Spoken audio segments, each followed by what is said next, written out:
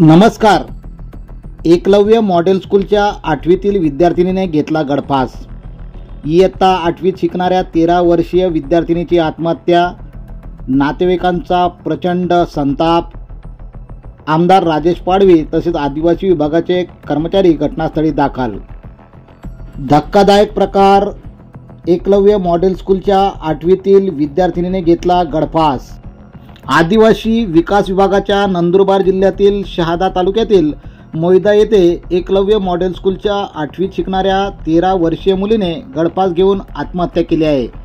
सध्या एकलव्य मॉडेल स्कूलच्या इमारतीचे बांधकामाचे काम सुरू असल्याने ही शाळा शहादा तालुक्यातील सुलतानपूर येथील आश्रमशाळेच्या आवारातच भरत होती.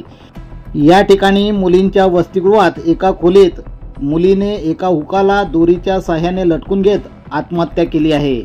मयत मुलगी ही धळगाव तालुक्यातील आटी या गावची मूळ रहिवासी होती. सकाळी तिच्या मैत्रिणीने दरवाजा उघडल्यावर हा धक्कादायक प्रकार समोर आला. दरम्यान या घटनेनंतर पालकांनी आश्रमशाळेतच आक्रोश करत रोष व्यक्त केला. त्याच ठिकाणी नातलगांनी तसेच पालकांनी हंबरडा फोडत रोष व्यक्त केला. घटनेनंतर शहादा तळोदा मतदारसंघाचे आमदार राजेश पाडवी तसेच पोलीस प्रशासन व आदिवासी विभागाचे अधिकारी घटनास्थळी पोहोचले. घटनेनंतर या घटनेची त्रिस्तरीय समिती नेमण्याची मागणी यावेळी करण्यात आली. जोपर्यंत शाळेतील मुख्याध्यापक, अधीक्षिका व कर्मचाऱ्यांवर कारवाई केली जात नाही तोपर्यंत आम्ही प्रेत घेणार नाही असा पवित्रा नातेवाईकांनी घेतला होता. या प्रकरणी 3 सदस्यीय समिती गठीत करण्याचे आश्वासन प्रकल्पाधिकारी चंद्रकांत पवार यांनी दिले.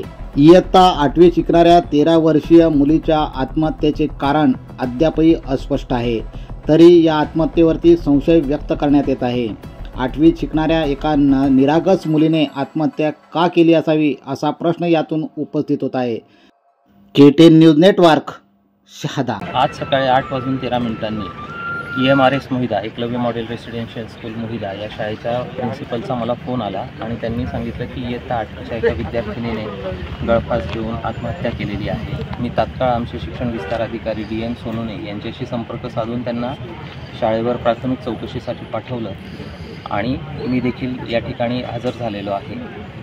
प्राथमिक चौकशीमध्ये विद्यार्थिनीने गळफास घेतल्याचे दिसून येत असून अधिक चौकशीसाठी आम्ही एक त्रिसदस्यीय समिती नेमणार आहोत आणि ती समिती संपूर्ण घटनाक्रमाची नोंद घेऊन सगळ्यांची जाब घेऊन नेमकं काय कशामुळे त्या विद्यार्थिनीने आत्महत्या केली, तिच्यावर कुठला प्रेशर होता का याचा सगळ्याचा तपास करून सखोल अहवाल देऊन संबंधितांवर आम्ही प्रशासकीय कार्यवाही प्रस्तावित करणार आहोत. इथं राहत होती, त्याच्या शेजारच्या रूममध्ये मुलींचा फक्त सामान ठेवलेलं होतं आणि त्या रूमच्या बाहेर खिडकीला मधमाशांचं मोठं पोळं असल्यामुळे मधमाशांपासून धोका होऊ नये म्हणून ती रूम त्यांनी इव्हॅक्युएट केलेली. कारण हे खरं तर प्रिन्सिपलांनी करायला पाहिजे होतं.